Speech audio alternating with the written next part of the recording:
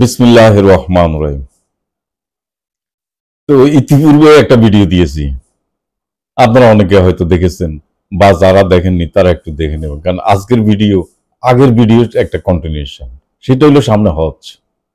ওমরা তো 12 মাসে যাচ্ছেন, তো হজে যাবেন, তো কিভাবে আমরা যাব, স্টার্টিং পয়েন্টটা আমাদের কি হবে এবং সমাপ্তি শেষ পর্যন্ত আমরা কোন পর্যায়ে কি করব, এগুলো নিয়ে অনেকেই প্রায় আপনার খুব টেনশনে থাকেন।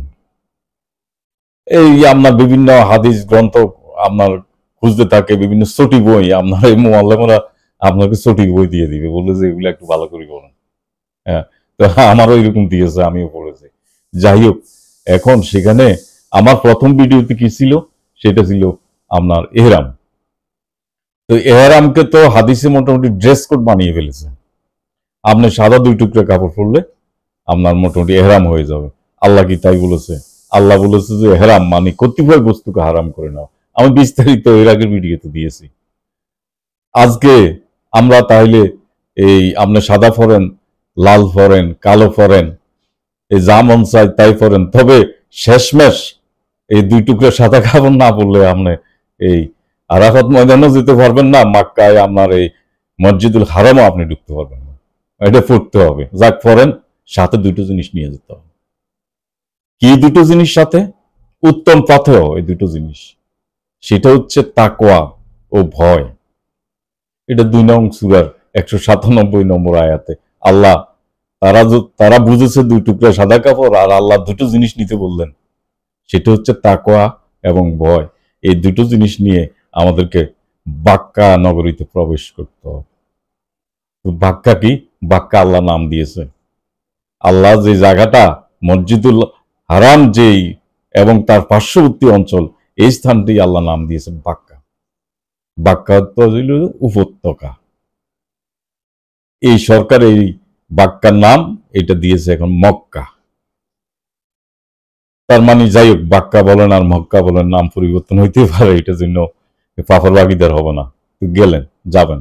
এখন সেখানে প্রবেশ করার পরে সবচেয়ে আকর্ষণের বিষয়, আগ্রহের বিষয়, উদ্গ্রীবের বিষয়, মানুষ উদ্গ্রীব হয়ে থাকে যে কখন মসজিদুল হারাম, আল্লাহর সেই ঘরকে আমরা দর্শন লাভ করবো, দেখব।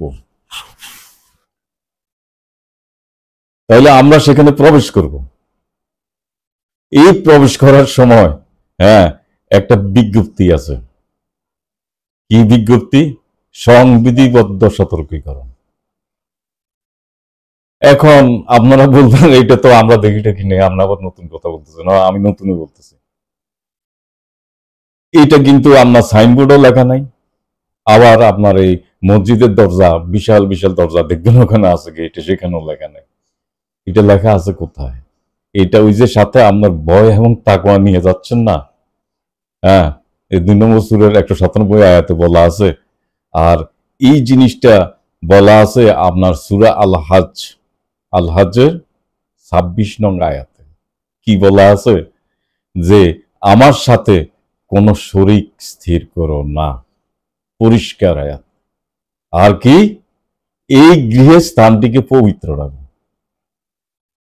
মানে আল্লাহর সাথে কাউকে শরীক করা যাবে না।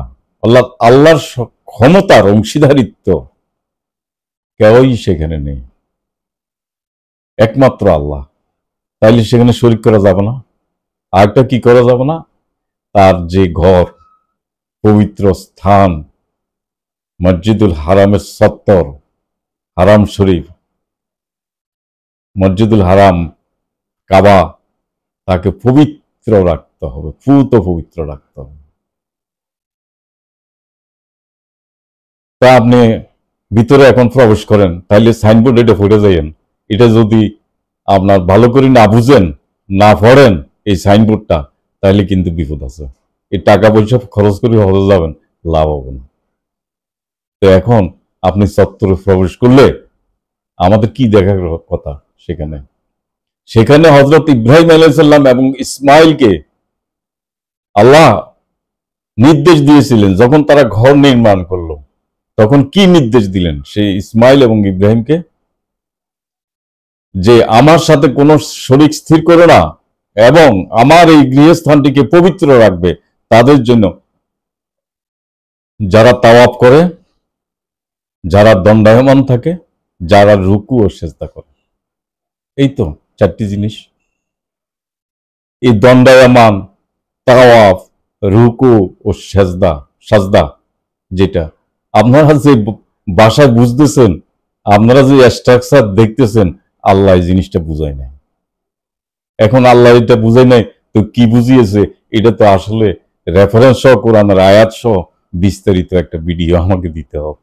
আমি এই সংক্ষিপ্ত ভাষায় বুঝাইতে গেলে আপনারা উল্টো বুঝবেন। এই জন্য এই ভিডিওটার অপেক্ষায় থাকবেন সামনে। আমি সুন্দরভাবে বুঝাইতে দেবো আপনাদেরকে এর দ্বারা কি বোঝানো হয়েছে। তাইলে এই ঘর যখন ইব্রাহিমকে বলল যে তুমি ডাক দাও, কি ঘোষণা দিয়ে দাও, একত্ববাদের ঘোষণা দাও এই সেন্টার ফ্রেশ থেকে সারা পৃথিবীতে, তিনি বুঝলাম তিনি ঘোষণা দিয়েছেন নাকি সারা পৃথিবী শুনছে? লোকজন না, শুনে নেই। কিন্তু সেখান একটা স্টার্টিং পয়েন্টে দাঁড়িয়ে তিনি একটা কাজের সূচনা করেছেন। তাহলে এই ঘরটিকে কি রাখতে হবে? সাবধান করে দিয়েছেন, পবিত্র রাখতে হবে। একমাত্র ঘর, একমাত্র শুধু ঘরটাই থাকবে, পুত পবিত্র ঘর।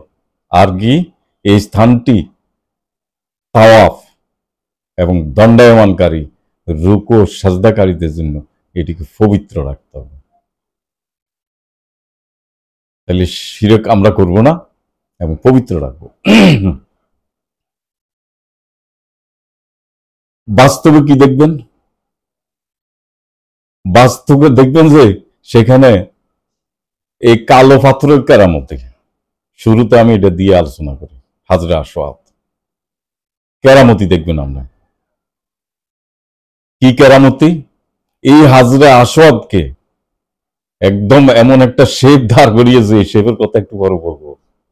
হ্যাঁ, একদম ফিক্সড করে আপনার কাবার গায়ের সাথে আপনার ফিট করে দিয়েছে। আর কি বলেছে? যে হাদিসে আছে যে এই পাথর হাজরে আসওয়াদ, ছোট ছোট টুকরো পাথর, এটা ইব্রাহিম হজরত আদম আলাইহিস সালাম এই বেহেশত থেকে যখন আসে তখন পাথরগুলো নিয়ে আসছে, এনে আপনার এখানে সেই কাবার ভিত্তি স্থাপন করেছে। এখানে তারও আগে হয়েছে যদিও ভিত্তি বলতেছেন। তারপর নূহ আলাইহিস সালামের একটা বন্যা হইল, একদম বন্যা, সব ভেঙে চুরে, এটার অস্তিত্ব নাই। তখন জিব্রাইল আইসা পাথর এগুলো নিয়ে আপনার এই পাহাড়ের মধ্যে লুকিয়ে রাখছে। এবার হজরত ইব্রাহিম আলাইহিস সালাম আর ইসমাইল বাপ বেটা দুইজনে যখন আপনার এই কাবাঘরটা নির্মাণ করলো, এগুলো হাদিসের বক্তব্য বলতেছি, তখন ইসমাইলকে বলা হলো তুমি পাহাড়ে যাও। ইসমাইল নাকি বললো যে আমি তো খুব টায়ার্ড। বললো যে টায়ার্ড হইলে তোমার পাহাড়ে যাইতে হবে, পাথর নিয়ে আসো, এখানে পাথর আছে। ইসমাইল যাই খোঁজাখুঁজি করে পাথর এটা নিয়ে আসছে। পাথর এটা এনে সেই নাকি এখানে স্থাপন করলো। তাইলে পাথরটা কেমন ছিল? শুরুতে ছিল সাদা, একদম দগদগ দুধের ন্যায় সাদা। তাহলে ব্যস্ত থেকে কি আসছে? দুধের ন্যায় জকজকে একটা সাদা পাথর আপনার এখানে আসছে। আসার পরে এই আদমের সন্তান, আদমের শুরু থেকে এখন পর্যন্ত এই মানুষ যখন এটা চুমে খায় তখন সে মানুষের সমস্ত পাপ আপনার মুছে ফেলে, আর পাপ মুছে সে নিজে কালো হয়ে গেছে। পাপ কি কালো? পাপের কালার কালো না? পাপের কালার হয় নাকি? হ্যাঁ। তো এখন তাহলে কি করে? পাথরে কালো হয়ে গেল। তো কালো হইলে পাথরের কি নাম ছিল? পাথর তো সাদা পাথর, দগদগে দুধের ন্যায় সাদা পাথর। আপনার এই নাম আবার পাল্টাইয়া দিলেন কেন? পাথর কালো হয়েছে তো পাপ মোট শোষণ করে, আপনার মোচন করে শোষণ করে কালো হয়েছে। তার নাম পরিবর্তন হবে কেন? এখানে পরিবর্তন করে দিলেন আপনারা। তো সাদা পাথরই বলার দরকার ছিল, নাম থাকতো ভালো কথা, আমরা তো বুঝতে পারতাম যে সাদা পাথর ছিল, এখন কালো হয়ে গেছে। এখন তাহলে পাথরের কেরামতি কি? এই পাথরের কেরামতি আছে না? এখন এই যে এটা দুধের মতো সাদা ছিল এবং আদমের সন্তানরা এটাকে এই পাপ, আদম সন্তানের পাপ শোষণ করে মুছে ফেলে আদম সন্তানকে পুত পবিত্র করে এই পাথরটা আমার এখানে একদম নিজের চেহারাটা সব তার কালো হয়ে গেল। তাইলে এটা আছে কোথা মিজি শরীফে আছে আপনার 877 সুদানা আহমদ, এই এই অনেক সব প্রায় হাদিসেই তো আছে, এটা সবাই আমরা জানি। এবং আমরা সেখানে গেলে এই আপনার তাওয়াফ টাওয়াফ রেখে টার্গেট সবসময় একটা থাকে যে কখনো যাই সেখানে একটা চুমো দেব। এবং কি পরিমাণ শক্তির প্রয়োগ আমরা সেখানে করব, মারামারি, দস্তাদস্তি, রক্তাক্ত, আমি নিজের চোখে আমি রক্তাক্ত দেখেছি। এবং কি যে একটা ভয়ানক পরিস্থিতি সেখানে তৈরি হয়। ইবলিস যে সেখানে আপনার দাঁড়িয়ে আছে আর তামসা দেখতেছে, আর এখানে মারামারি, দস্তাদস্তি, আপনার এখানে হিংসা বিদ্বেষ হয়, একজন একজনের গুঁতো মারে, আপনার ধাক্কাও মারে, এগুলো হিংসা বিদ্বেষ না।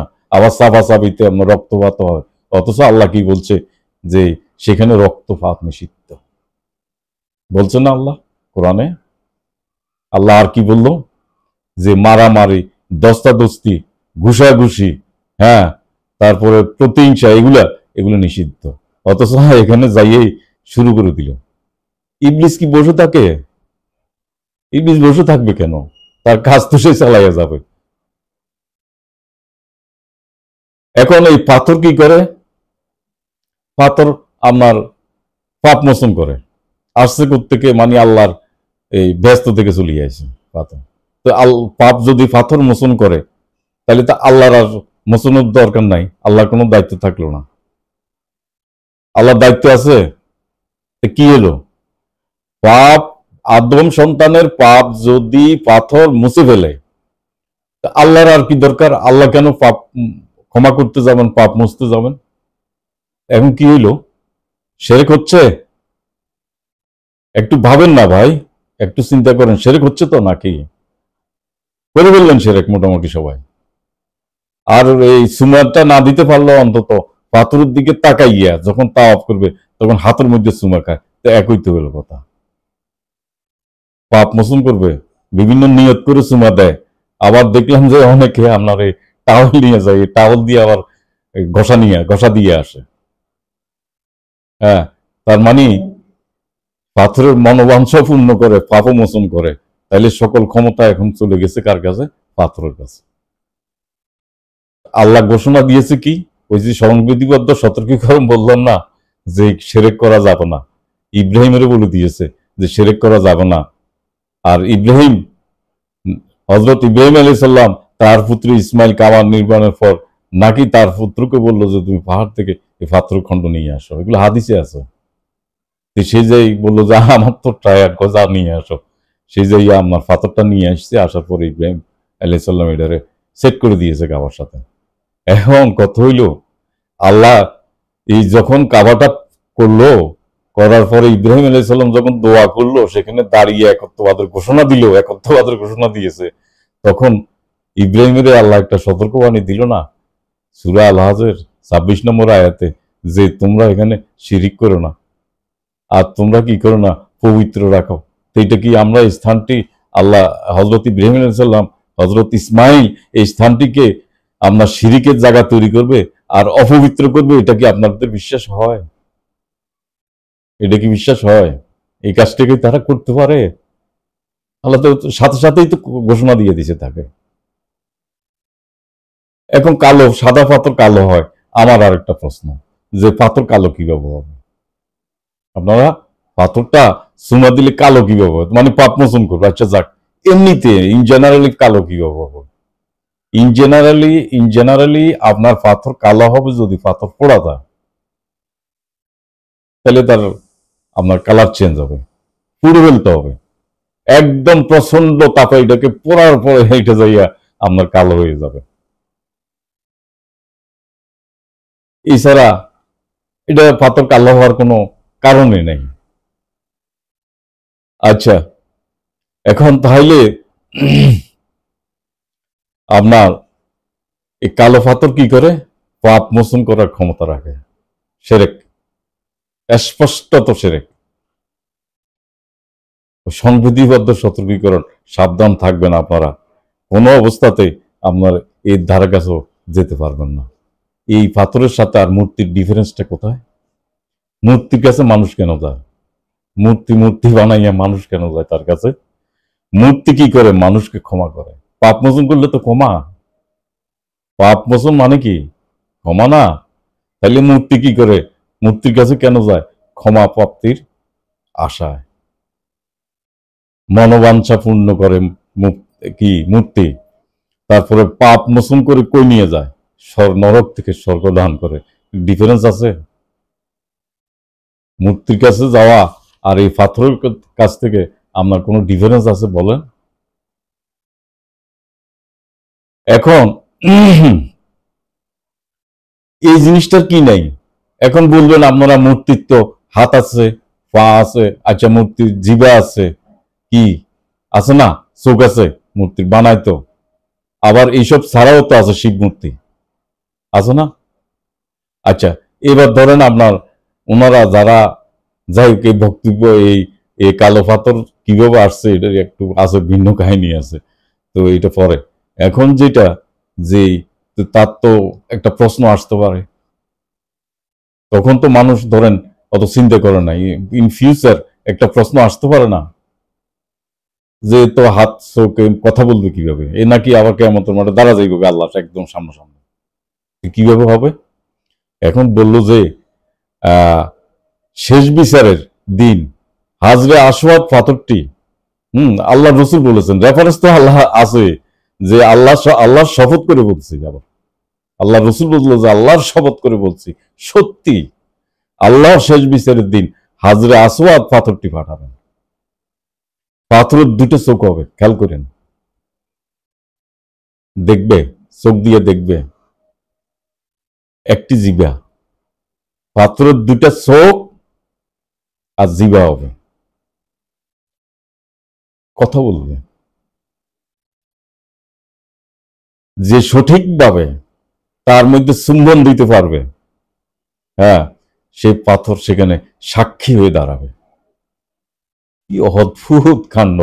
আপনার চিন্তা করেন, এক সুমাতে সব কাম সারা, এক সুমাতে পাপ মোচন, এক সুমাতে পাথরের সাক্ষী হিসাবে আমরা কেমন মাঠে পাইয়া যাব।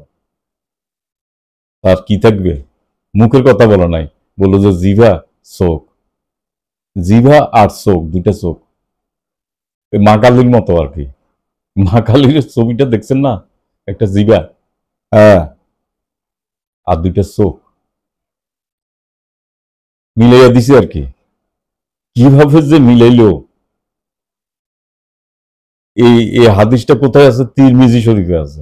আপনি দেখেন তো, মা কালীর মেন কি আকর্ষণ বিষয় কি? তার জিভা এবং তার ভয়ঙ্কর দুটি চোখ এবং ভয়ঙ্কর একটি জিভা। এখানেও বলছে পাথরের দুইটা চোখ হবে আর জিভা হবে। একটু মিলিয়ে ঝিলিয়ে তো দিতে হবে নাকি? না চাপিয়ে দিয়েছে হজরত মোহাম্মদ সাল্লাহ সাল্লামের উপরে। আল্লাহ রসুল কি এই কাজটি করতে পারেন? এই সেরেকটা কি আল্লাহ রসুল কখনো করতে পারেন না? হজরত ইব্রাহিম করেছেন না? ইসমাইল, সবাইকে তো আপনার এখানে জড়াইয়া দিছে, একদম আদম থেকে আরম্ভ করে সবাই ঘাড়ে এই পাথরটা তুলে দিয়েছে। তাহলে পাথরটা কি রূপ ধারণ করবে? এই তো পাথর মূর্তির রূপ ধারণ করবে না, তার চোখ হবে, জিভা হবে। তার মানে সেই, এখন আপনি কল্পনা করুন তো পাথরটার দিকে, আপনি একটি কল্পনাতে থাকেন। সে পাথর যখন চুমা দিতে যাবেন তখন একটা কল্পনা থাকবেন যে কাল কিয়ামতের মাঠে পাথরের দুইটা চোখ আছে আর একটা জিভা আছে। মূর্তির মতো না? মানে একটা কাল্পনিক না বিষয়টা সামনে, যখন এরকম হাদিসে এরকম ব্যাখ্যায় আসে, তখন এইটা যদি আমাদের ব্রেনে সেট হয়ে যায়, আমরা যদি বিশ্বাস করি, পাথরকে যখন আপনার চুমা দিতে যাবেন বা দূর থেকে দেখবেন, তখন আপনার ধারণাটা এরকম জন্মাবে না যে সেই তার দুটো চোখ, একটা জিভা, সে একটা প্রাণীর একটা রূপ ধারণ করবে। একটু মিলিয়ে দিল আর কি, কিসের সাথে মিলিয়ে দিল নামটা তো আমি বলেছি। এখন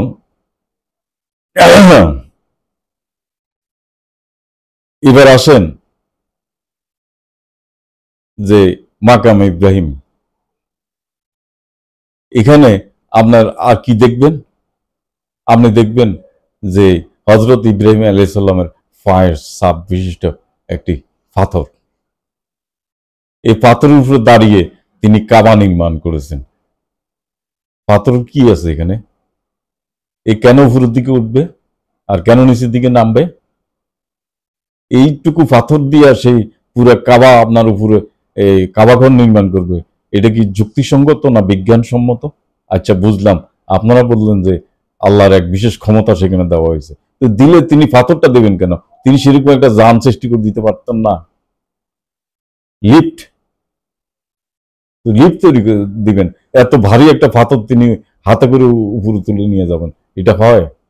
সে গাছ গাছা ছিল না, গাছ দিয়ে মই বানাইয়া তো পাথর পাশে রাখিয়া তো পাথর উপরে উঠে আমার কাজ করা যায়। হ্যাঁ, তো এই যে আপনার এখন এই যে পায়ের ছাপ, এই পায়ের ছাপ আমরা তো দেখেছি, তাইলে এখানে এই অপবিত্র করা হলো না কাবা চত্বরকে? অপবিত্র করা হলো না? এর মধ্যে যে চুমু খাচ্ছে, মানে কার চুমু খাওয়া, মানে কি কার পায়ের চুমু খাচ্ছে? হযরত ইব্রাহিম আলাইহিস সালামের পায়ের চুমু খাচ্ছে। সাজদা হচ্ছে তো? এটা কি হলো? আপনার বুঝলাম এটা ইব্রাহিম আলাইহিস সালামের পায়ের ছাপ, এটা জাদুঘরে থাকবে, কাবা চত্বরে কেন থাকবে? কালো পাথরের আমরা সাদা পাথর নিয়ে আসছে, এটা আমরা জাদুঘরে সেট করেন, আমরা একটু কাবার মধ্যে আমরা ফিক্সড করে দিলেন কেন? আরেকটা জিনিস, যে এই যে পাথরের যে পায়ের ছাপ, আপনার যে ভাস্কর্য দিকে আপনারা তাকিয়ে দেখেন না, পাথর দিয়ে কত জটিল জটিল ভাস্কর্য আপনার তৈরি করা হয়। আর এই যত এই উপাসনালয় আছে অনেকেরই আর কি, কেন্দ্রীয় উপাসনালয় যাদের আছে বিভিন্ন ধর্মের, আপনি দেখবেন যে এখানে যদি খুঁজেন, আমি দেখেছি অনেকগুলোই দেখেছি যে এরকম পায়ের ছাপালো পাথর আছে। তো যার ফলে আমরা যে যার মতো করে আপনার এই দেবতার ছাপ, আমরা বলতেছি এটা ইব্রাহিম আলাইহিস সালামের ছাপ, আবার এই কোনো ফিস সাহেবের পায়ের ছাপও আছে এরকম সংরক্ষিত অবস্থায় আছে। এগুলো কি একটা পাথরের উপরে পায়ের ছাপ আপনার তৈরি করা, এটা কি খুব জটিল কিছু? আর পা দিয়ে এর উপরে দাঁড়াইলে আমরা সারা জীবন আপনার কি পরিমাণ প্রেসার দিতে হবে আমরা যে এটাকে ডেবে যেতে হইলে? হ্যাঁ, এইগুলো এটা কি আপনার বিজ্ঞানসম্মত হয়? আর সেখানে চুমু খাচ্ছেন, তো সেখানে যদি আপনারা চুমু খান তাহলে কি হবে? কি হবে? ও অপবিত্র হবে। তা আল্লাহ ওই যে সংবিধিবদ্ধ সতর্কীকরণ, আল্লাহ কি বললেন? যে তোমরা আমার এই কাবা চত্বরকে পবিত্র করো। তা আমরা কি পবিত্র করেছি? পবিত্র রেখেছি কাবা চত্বরকে? হাজরা আসওয়াদ এই এই কাবার মধ্যে ফিট ফিট করে আমরা কি এইসব পবিত্র আমরা রেখেছি? আপনি এই দেখেন, আরেকটা জিনিস আমার ভুলে যাব, আহ, বলছি, সেটা হলো এই যে হাজরা আসওয়াদকে আপনার কিসের উপরে বসানো হয়েছে? রূপার, রূপার বাক্সে একটা শেপ, একটা আকৃতি, সে আকৃতিটার দিকে একটু তাকিয়ে দেখেন তো, কতটুকু দৃষ্টিকটু সে আকৃতিটা। আপনারা একটু চেঞ্জ দিয়ে আপনারা দেখেন, এই মানে একটা রুচিবোধহীন একটা আকৃতি কি হাজরা আসওয়াদের যেখানে স্থাপন করা হয়েছে, এই যে শেপটা তৈরি করছেন কবে? এ তো বেশি দিন হয় না এই শেপটা তৈরি করছে, মানে বেশি দিন না, এই শেপটা তৈরি করছে কে? এ কুখ্যাত এক লোক ছিল আপনার, হাজ্জাজ বিন ইউসুফ। হে কিন্তু এই কাবা শরীফের আপনার একদম ভেঙ্গে চুরে আপনার 600 ভেঙ্গে চুরে এ আক্রমণ করে দুইবার আপনার উমাইয়া বংশ কাবা শরীফে আক্রমণ করে। প্রথমবার আক্রমণ করে 633 খ্রিস্টাব্দে, এবং সেখানে প্রথম এই কাবা শরীফকে তারা অবরোধ করে, ক্ষমতার দ্বন্দ্বে, ক্ষমতার লোভে, ক্ষমতার লড়াইয়ে আপনার এই উমাইয়া বংশের ইয়াজিদ বাহিনীরা আপনার বাহিনীরা তারা এই আপনার এই ইয়া এর নাম হচ্ছে এই যে বললাম উমাইয়া সেনাবাহিনী, হ্যাঁ, এই হাজ্জাজ বিন ইউসুফ, এটা কুখ্যাত একটা রক্তচোষা ভয়ঙ্কর একটা লোক, যে প্রায় 1.5 লক্ষ মুসলমানকে, সেই সাহাবীদেরকে আপনার কোরআনের হাফেজকে সে হত্যা করে। এবং নেতৃত্ব দেয় এবং প্রায় 50,000 লোককে সে বন্দি করে এবং জেলে আটকিয়ে রাখে। তার বাড়ি হলো তায়েফ। এই ছোটবেলায় এই হাজ্জাজ বিন ইউসুফের উপরে ডাকতো যে কুকুরের বাচ্চা বলে। এ কিন্তু ডেঞ্জারাস। পাথরের ব্যবসা ছিল তার বাপের। এই প্রথমবার সে কি করে, সে বিভিন্ন এই যে মুসলমান নিধনের যে সমস্ত আপনার যুদ্ধ হয়েছে, এই যে ইয়াজিদ সহ তার আব্দুল মালিক সহ লইয়া, এই সব কিছুর নেতৃত্ব হাজ্জাজ বিন ইউসুফ দিয়েছে। সেই দুইবার আপনার এই মক্কাটা আপনার অবরোধ করে আক্রান্ত করে প্রথমবার করেছে আপনার সেটা 683 খ্রিস্টাব্দে। এবং এই অবরোধ করার সময় সেখানে যুদ্ধে আপনার এই মক্কা শরীফকে আপনার একদম আগুন লাগিয়ে দেয়, এটাকে ফোড়াইয়া ফেলে। তারপর তারপর সে আপনার এই দ্বিতীয়বার 692 খ্রিস্টাব্দে মক্কার দ্বিতীয় অবরোধ করে উমাইয়া সেনাবাহিনী আল হাজ্জাজ ইবনে ইউসুফের নেতৃত্বে কাবাকে পাথর দিয়ে বোমা বর্ষণ করে একদম নিচ্ছিন্ন করে দেয়। পাথর দিয়ে একটা বোমা বর্ষণ, পাথর বোমা ছিল তো মা রাখতো, পাহাড় থেকে মারতো, এই বিশাল বিশাল পাথর মাইরা কাবারে একদম নিচ্ছিন্ন করে। অবশিষ্টাংশ যা ছিল, যেটুকু ছিল সেটুকু তারা ভেঙে ফেলে 693 খ্রিস্টাব্দে উমাইয়ার বংশধররা আর হাজ্জাজ বিন ইউসুফের নেতৃত্বে। আব্দুল আবদ আল মালিক আল জুবায়ের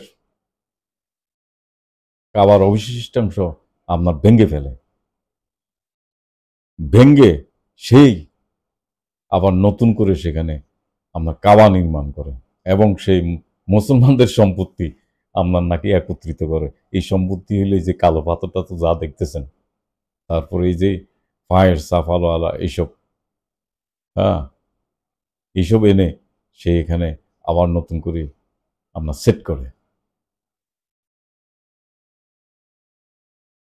তাইলে আপনার দুইবার উমাইয়া বংশ কাবার উপরে আক্রমণ করার পরে আপনার এইসব থাকে, পাথরগুলো দেখেন ছোট ছোট পাথর, কি খুঁজে পাবেন, কোথায় পাবেন?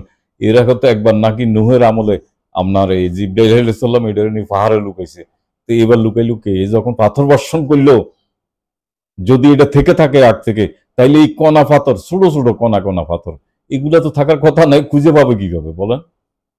নাকি জিব্রাইল এসে আবার উমাইয়া বংশের হাতে দিয়ে দিছে পাথরগুলো, তারপর ফোড়াইয়া দিছে, আপনার ধ্বংস করে দিছে একদম। এগুলো ইতিহাস, এসব আপনারা জানেন। তাইলে আমি শুরুতে বলেছি, কি বলেছি শুরুতে, যে উত্তম পাথেয় কি তাকওয়া ও ভয়, এগুলো তো আগেই নষ্ট হয়ে গেছে।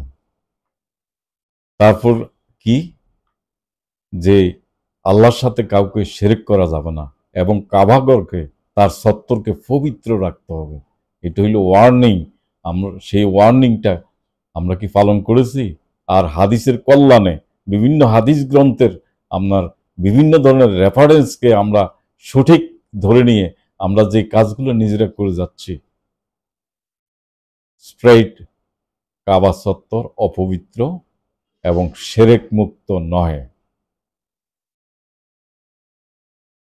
আপনারা একটু চিন্তা করে দেখেন, আল্লাহ একমাত্র, একমাত্র আল্লাহ ছাড়া এই মহাবিশ্বের কারোর কোনো ক্ষমতা না যে সে পাপ মোচন করতে পারে। পাপ মোচন কিভাবে হবে? পাপ পুণ্যের হিসাব কিভাবে হবে? পাল্লায় ওজন করা হবে? পাপ পুণ্যের হিসাব কি পৃথিবীতে হয়? পাপ কি আপনার কমে না বাড়ে? আমাদের বডির মস্তিষ্কের মেমোরিতে আপনার বিভিন্ন ধরনের সফটওয়্যার চিপস গুলো সফটওয়্যার সেট করা আছে এবং সব হইল কি জিবি, গিগাবাইট, মেগাবাইট, জিবি, কত জিবি পাপ, কত জিবি পুণ্য, এটাই তো হিসাব। এই পাল্লার মধ্যে উঠে মাফার এখানে কি দরকার? এখানে দেখবে যে একটা কথার কথা বলতেছি, যে 30 জিবি আপনার পুণ্য, 20 জিবি পাপ, তো ওই হয়তোবা আশা করা যায় যে সে পার পেয়ে যেতে পারে। এখন এই পাপ পুণ্য কি এখন জিবিতে হিসাব হবে? আধুনিক টেকনোলজি, আল্লাহর টেকনোলজিতে আরো বহুত আগের। আল্লাহর টেকনোলজিতে শুরু, আল্লাহ তো বিজ্ঞান দিয়ে শুরু করছে সবকিছু, মহাবিশ্বকে সকল কিছু বিজ্ঞান দিয়ে তিনি শুরু করেছেন। এক মানুষকে সৃষ্টি করেছেন বিজ্ঞানময় করে, সমস্ত কিছু একটা সেট করে দেওয়া, আপনার মেমোরি সেট করা, হ্যাঁ, এই ফেরেশতারা ডুব দিয়ে শরীরে প্রবেশ করবে, তারপর করে এই মেমোরিগুলা নিয়ে কে কত জিবি আপনার পুরো জিবিগুলোকে কালেক্ট করে নিয়ে চলে যাবে, কাম শেষ। পাল্লা ঠাল্লা হয়ে তুলবে না, এইটা দিয়ে হিসেব হবে সব। আপনার একদম লেটেস্ট টেকনোলজি, এর চাইতে যদি আরো কোনো ভালো টেকনোলজি হয় সেটা ব্যবহার করবে। যে যাই করতেছি সবকিছু রেকর্ডিং হয়ে যাচ্ছে, অডিও ভিডিও রেকর্ডিং হচ্ছে। আপনার এই রেকর্ডিং কি মুছতে পারবে? পাথর মুছতে পারবে রেকর্ডিং? যেতে একবার অডিও ভিডিও রেকর্ডিং হয়ে যায়, ফিক্সড হয়ে যায়, সেটা কি আর মুছবে? পাপ পুণ্য মোচনের ক্ষমতা তো একমাত্র আল্লাহ, যিনি সৃষ্টি করেছেন, তা এর বাইরে আর দ্বিতীয় কেউই পাপ পুণ্য মোচন করার ক্ষমতা রাখে না। যদি আমরা বিশ্বাস করি এবং আমাদের এর উপরে যদি আমরা এই বিশ্বাস নিয়ে যদি আমরা এই ধরনের কোনো কাজ করি যে পাথর আমাদের পাপ পুণ্যকে মুছে দেবে, পাপকে মুছে দেবে, তাহলে কিন্তু আমরা শিরক করব। নিঃসন্দেহে আমরা শিরকের আমরা আল্লাহর অংশীদারিত্ব এখানে করব এবং আমরা শিরকের অন্তর্ভুক্ত হয়ে যাব। যেটা হযরত ইব্রাহিম আলাইহিস সালামকে শুরুতে এই কাবা ভিত্তি স্থাপনের পরে যখনই তাকে বলা হয়েছে যে তুমি ঘোষণা দিয়ে দাও, আমার এখানে যারা, তুমি এই স্থানটিকে পবিত্র রাখতে হবে এবং এই স্থানটিকে তুমি শিরক মুক্ত রাখতে হবে। আর কাদের জন্য রাখবে?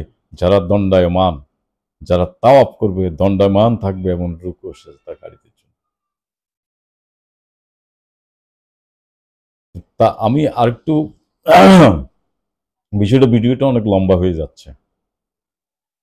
এই তাওয়াফ, দণ্ডায়মান, রুকু, সাজদা আর সাফা মারোয়া দৌড়াদৌড়ি, এই বিষয়ের উপরে আমি একটা ভিডিও করব। আপনারা আমার ভিডিওটি দেখবেন এবং আপনারা যেটা যা দেখছেন বাস্তবে আপনার রুকু, সাজদা, দণ্ডায়মান এবং আর আর কি তাওয়াফ বলতে আমরা যে রূপটা আমরা দেখতে পাচ্ছি, আল্লাহ এই রূপটাকে এই রূপটা আল্লাহ বলেননি, তিনি এটা বলতে চাননি। তিনি যেটা বলেছেন কোরআন শরীফেই আছে। আল্লাহ যদি আহ ইনশাল্লাহ আমি চেষ্টা করব যে একটা কোরআনের আলোকে বাস্তব এবং আহ, এর প্রকৃত অর্থ আপনাদের সামনে তুলে ধরা।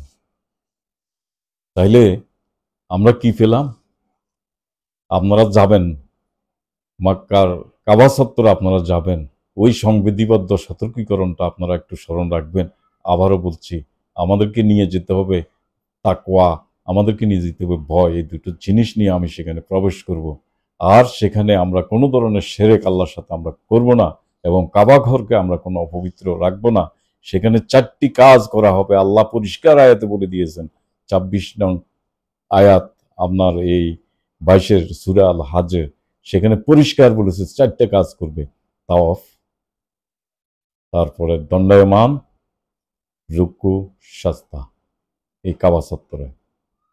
এর বাইরে যদি আমরা কিছু করি সেটা কোনো অবস্থাতে অ্যাকসেপ্টেবল না। এবং আল্লাহ বলে দিয়েছেন যে তুমি ঘোষণা করে দাও যে তাদের জন্য তারা কি করবে, এখানে এই 4টে কাজ করবে। তো আপনাদের সকলকে ধন্যবাদ আমার সাথে থাকার জন্য। আল্লাহ হাফেজ।